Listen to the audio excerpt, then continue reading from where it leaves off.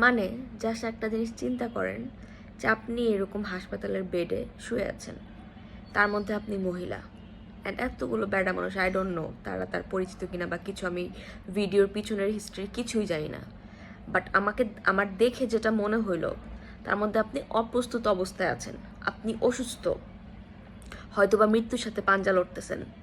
এর মধ্যে একজন আপনাকে দেখতে যায় বলতেছে ছবি তুলো, ছবি তুলো, ভিডিও করো, ভিডিও করো, ছবি তুলো।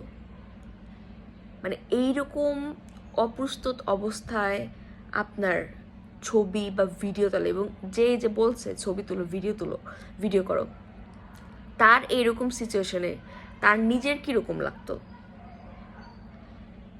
মানে আমি জাস্ট ভিডিওটা আজকে দেখে জাস্ট মানে নিতে পারতেছি না, শকড। কয়েকদিন ধরে তো বিভিন্ন ধরনের ভিডিও, অনেক কিছুই নিউজ ফিডে আসতেছে যে লিটারেলি জাস্ট ট্রমাটাইজড হয়ে যাচ্ছি। বাট মানে এরা কারা ভাই?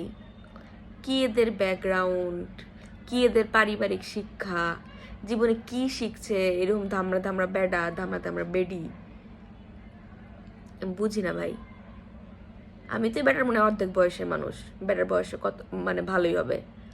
আমার যদি এতটুকু সেন্স থাকে, কমন সেন্স থাকে, এ বেটার কি নাই?